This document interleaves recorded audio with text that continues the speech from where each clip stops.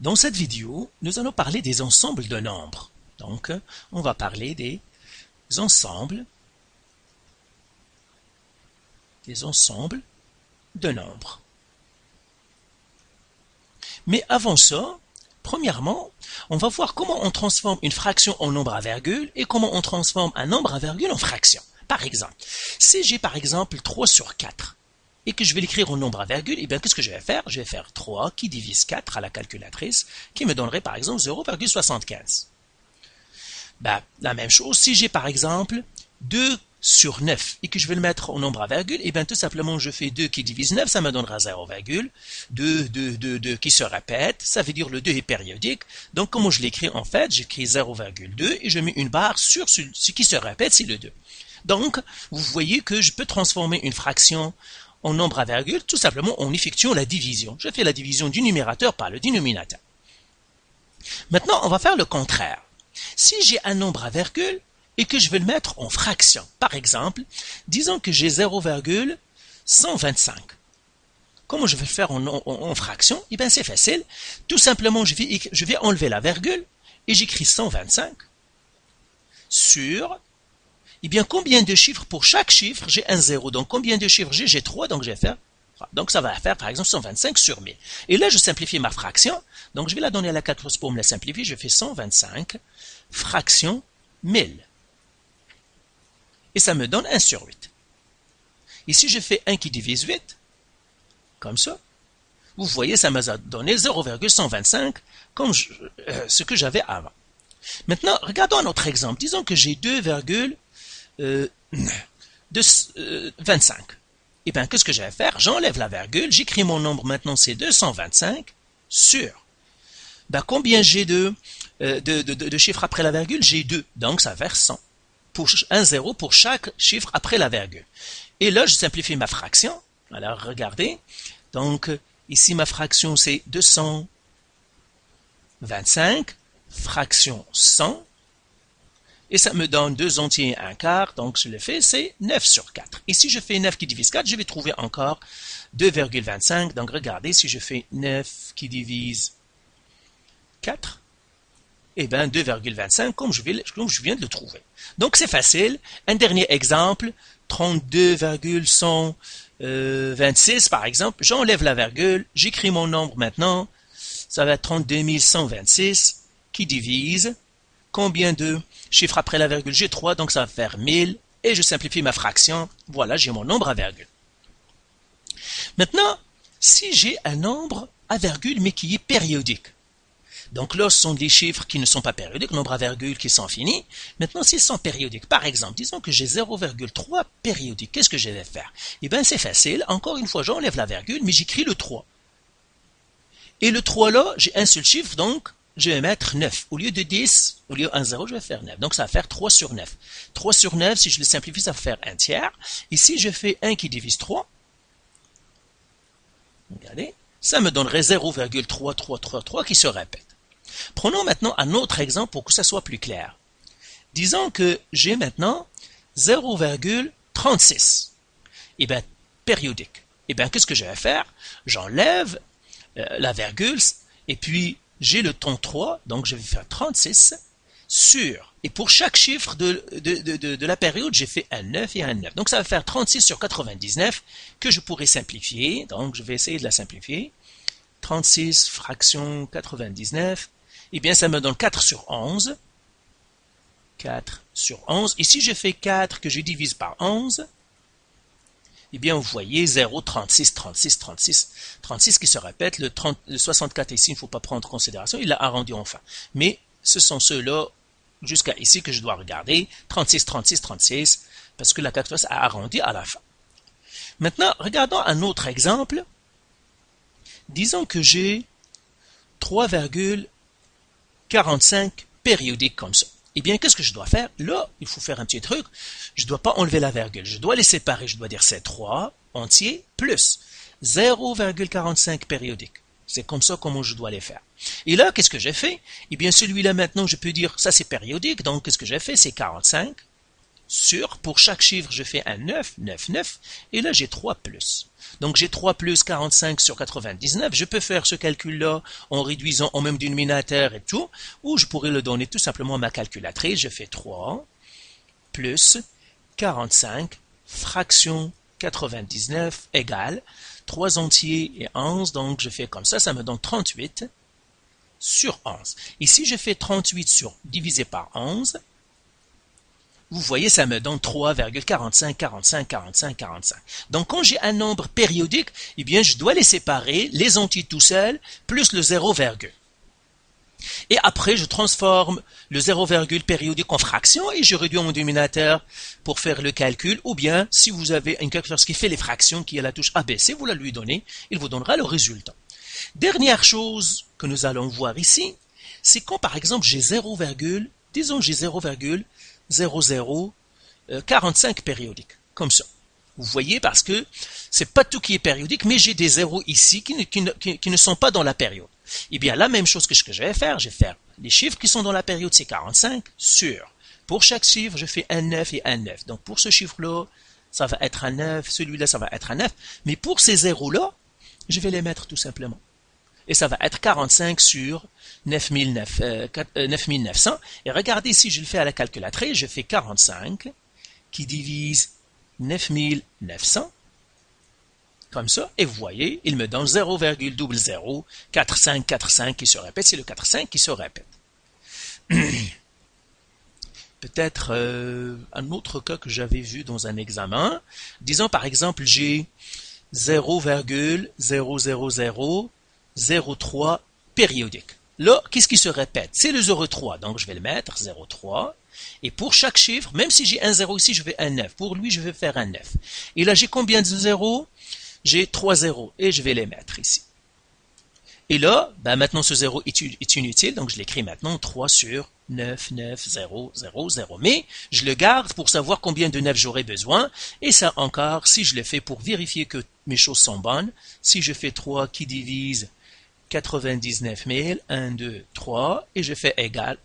Donc ça dépasse la capacité de ma calculatrice, c'est pour cela. Mais je vais trouver en fait, c'est 0,00003, 03, 03, 03, 03. Vérifiez-le dans votre calculatrice pour bien voir. Donc voilà pour les fractions et les nombres à virgule. Ce qu'il faut retenir, c'est que un nombre à virgule est une fraction. Un nombre à virgule périodique est aussi une fraction. C'est très important de savoir ça. Maintenant, qu'est-ce que c'est que les ensembles de nombres? Les ensembles de nombres, c'est que tous les nombres, en fait, on les classe. On les regroupe par des catégories pour mieux les maîtriser. C'est l'adage de diviser pour régner. Donc, on a les premiers nombres, c'est ce qu'on appelle les naturels. Les naturels, eh bien, on les note avec la lettre N majuscule.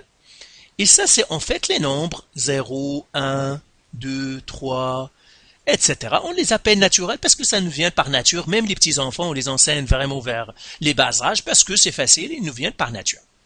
Après, on a les naturels, mais on a les négatifs des naturels. Par exemple, dans les températures, j'aurai 0, j'aurai moins 1, moins 2. Alors là, on a dit, en complétant les N, donc on va faire les entiers. Et les entiers, c'est quoi? C'est tout simplement compléter le N avec les négatifs. Donc, j'aurai par exemple les nombres négatifs de moins l'infini jusqu'à moins 3, moins 2, moins 1, 0. Et puis, j'ai aussi les positifs 1, 2, 3, etc. Vous voyez que les N sont aussi dans les Z. Ça veut dire les N eux-mêmes sont des entiers. Après ça, on a dit, il y a les fractions. Et puis les nombres à virgule. C'est pour cela qu'on a fait les rationnels. Alors, les rationnels, c'est l'ensemble Q, et ça, c'est les fractions. C'est toutes les fractions et fractions. Et là, on a déjà vu que les fractions, les nombres à virgule sont aussi des fractions. Donc, les nombres à virgule sont aussi des rationnels. Nombre à virgule. Nombre à virgule. À virgule fini. Par exemple, 0,25, moins 3,75, etc. Tous les nombres à virgule dont le nombre de chiffres après la virgule est fini. Après, on a aussi les nombres à virgule infinis,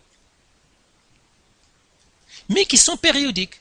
Périodiques. On a vu que les nombres périodiques sont aussi des fractions. Vous avez vu qu'on a pu transformer, on peut transformer des nombres à virgule périodiques en fractions, comme par exemple 0,3 périodique, 5,34 périodique, moins 127,345 périodique, c'est-à-dire le 345 qui se répète. Donc tout ça, ce sont des rationnels. Dès que vous voyez que ça se répète, il y a quelque chose qui se répète, ce sont des rationnels. Après, il y a ceux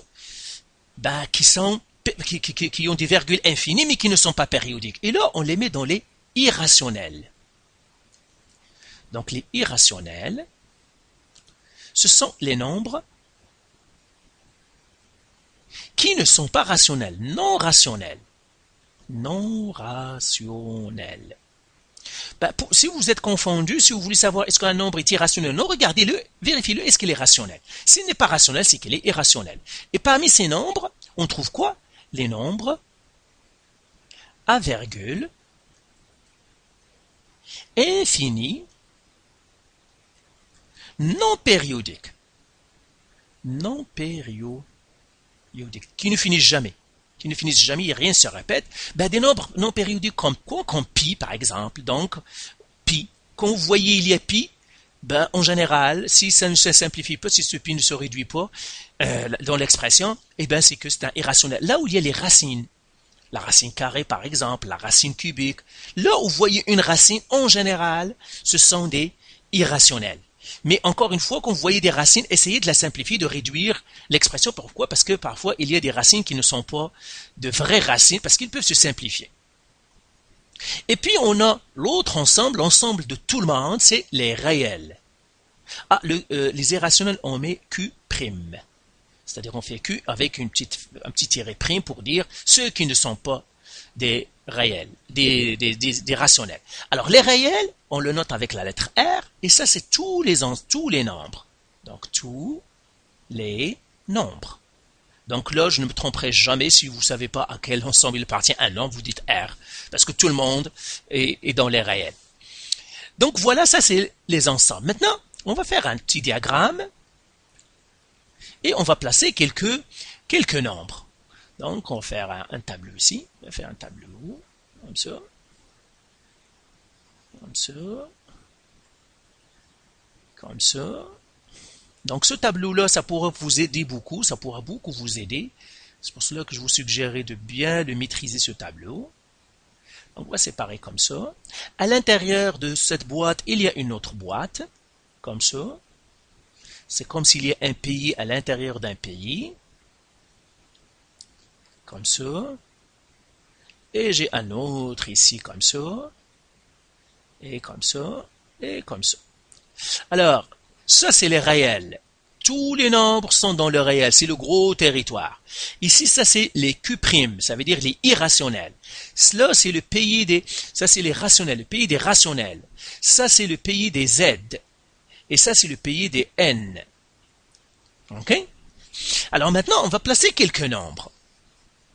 Alors, par exemple, j'ai moins 1. Alors, moins 1, lui, c'est un entier, donc il va être, parce que c'est un nombre qui est entier mais négatif. Donc, on va être dans les Z. J'ai moins 1,2 périodique. Alors, on a dit que les nombres à virgule périodique, ils sont en où? Donc, tout simplement, si vous êtes mélangé, regardez les notes de cours, on a les nombres à virgule périodiques sont dans les rationnels, ça veut dire dans Q. Okay? Pourquoi? Parce qu'un nombre périodique, c'est une fraction. Donc, je vais le mettre ici, moins 1,2 périodique. J'ai moins racine de 9. Alors là, la racine carrée, je dois essayer de calculer la racine carrée. Regardez, est-ce que ça me donne quelque chose? Mais racine carrée de 9, c'est 3. Donc, la racine carrée de 9, c'est 3. Donc, ça me donne le nombre moins 3. Donc, moins racine de 9, c'est moins 3. Et moins 3, c'est où? C'est dans les Z. Donc, c'est là où je dois faire moins racine de 9. Vous voyez, c'est une racine, mais ce n'est pas une vraie racine. Parce que ça se simplifie. Après, j'ai racine de 2. Alors, racine de 2, elle, ça ne se simplifie pas. Ça veut dire c'est un irrationnel. Donc, quand vous faites une racine carrée à la calculatrice et que vous voyez que ça vous donne un paquet de chiffres, c'est que c'est irrationnel. L'autre chiffre, l'autre nombre qu'on va faire, c'est pi sur 2. Alors, pi sur 2, si vous le faites à la calculatrice, lui aussi, puisqu'il y a pi, en général, c'est un irrationnel, ça ne se simplifie pas. Si vous le donnez à la calculatrice, il va vous donner un paquet de chiffres, donc ça veut dire que c'est irrationnel. J'ai fait pi sur 2 ici. Alors, j'ai 5pi sur 5pi. Alors là, je peux simplifier parce que j'ai pi en haut et pi en bas, je peux les enlever. Ça me donnerait, ça c'est 2 en fait. Ça me donnerait 5 sur 2. Et 5 sur 2, c'est une fraction. Et les fractions qui ne se réduisent pas, on a dit, ce sont des irrationnels. Donc je l'écris ici, donc c'est 5pi sur 2pi. Vous voyez ça sous des petits pièges, il y a pi. On a tendance, parce qu'en général, là où il y a pi, c'est des irrationnels, mais les pi ici, ils disparaissent. C'est pour cela qu'il faut faire attention quand on les simplifie. J'ai moins 27 sur 3. Alors, moins 27 sur 3, c'est une fraction.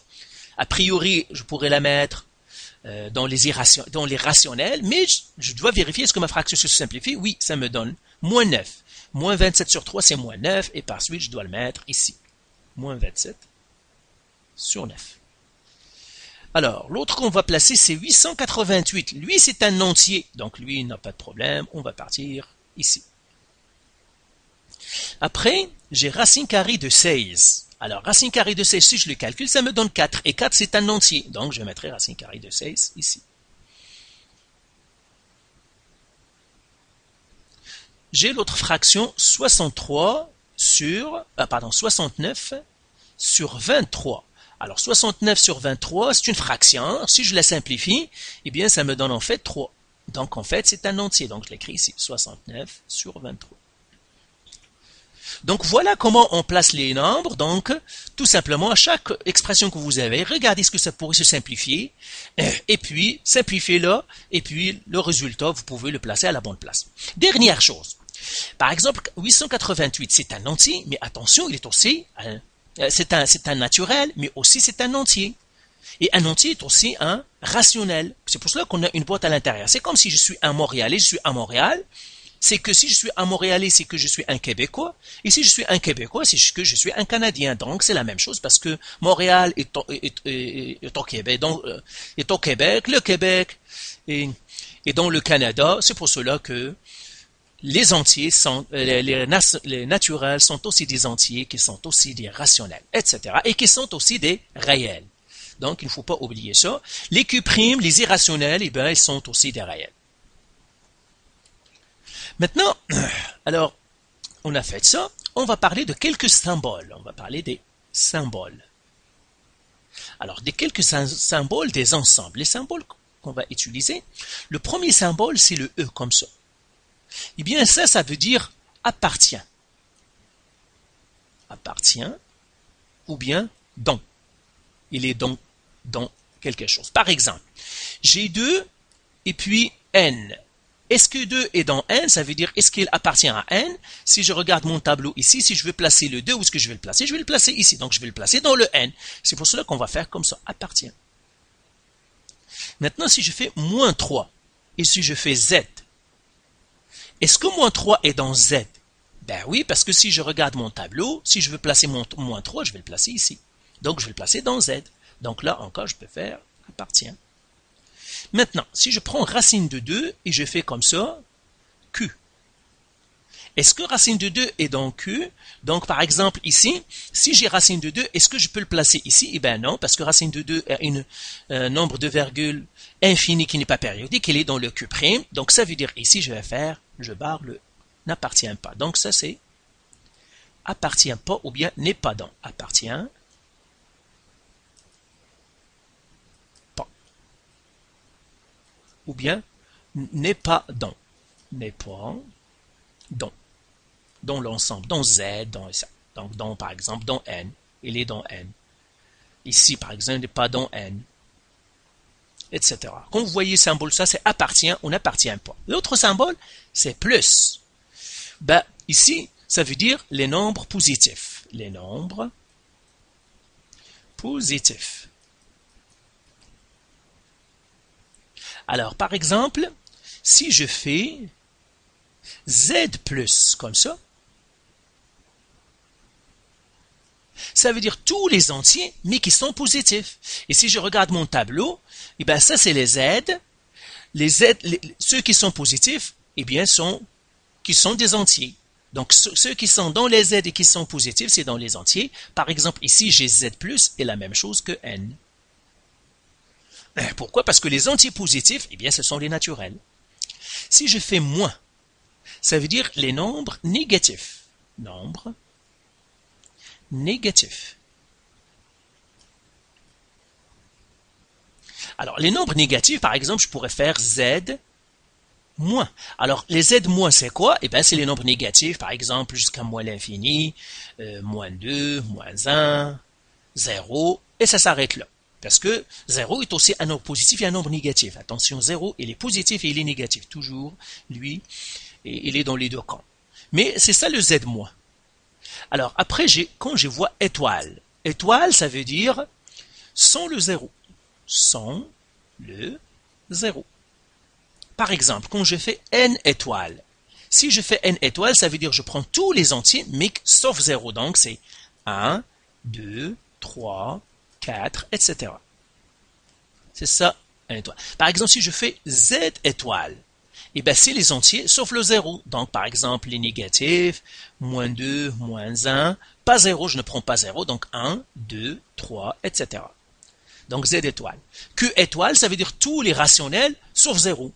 Je ne prends pas en considération le 0. Après ça, on a comme ça. Inter, on le lit inter. Donc, je vais faire comme ça. Et ça veut dire inter. On le lit comme ça, inter. Inter, ça veut dire commun aux deux ensembles. Commun, nombre commun aux deux ensembles. Les nombres communs aux deux ensembles. Nombre commun aux deux ensembles. Aux deux ensembles. Est-ce qu'ils ont quelque chose de commun ou non?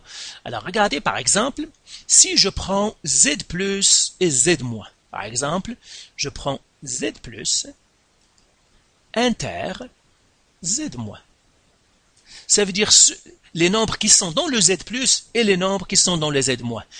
Qu'est-ce qui est positif en même temps que négatif et entier? C'est 0. Donc, je peux écrire ici, c'est 0. Parce que c'est seul 0 qui est dans le Z plus et dans le Z moins. Parce que Z plus, on a dit, c'est les entiers positifs, c'est le même N, 0, 1, 2, etc. Et les Z moins, on a dit les nombres négatifs. Donc, par exemple, moins 1, 0, et ça s'arrête là. Donc, ce qu'ils ont en commun, ce qui est à l'intérieur du Z plus et du Z moins, c'est 0. Prenons un autre exemple. Par exemple,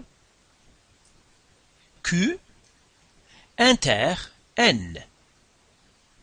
Les nombres qui sont dans Q et dans N, eh bien, les nombres qui sont dans Q et dans N, eh bien, c'est 0, parce que 0, il est dans Q et il est dans N, 1, il est dans les deux, 2, etc. Et ça, c'est quoi? C'est N. Parce que 0, 1, 2, 3, etc., c'est N. Donc, par exemple, je peux écrire Q inter N, eh bien, c'est encore N. Si je fais un autre exemple, Q' inter Q, eh bien, est-ce qu'il y a quelque chose en commun entre les deux? Quels sont les nombres qui sont dans Q', ça veut dire qu'ils ne sont pas rationnels, et des nombres qui sont dans Q, ça veut dire rationnel. Donc, un nombre doit être irrationnel et rationnel, ça n'existe pas. Par exemple, je fais aucun, donc ensemble vide. Donc, inter, ça veut dire en commun, qui est dans l'un et qui est dans l'autre en même temps. Et le dernier symbole qu'on va voir, c'est U. Ça veut dire union. Alors, union, ça veut dire mettre les deux ensembles en commun. Mettre les nombres des deux ensembles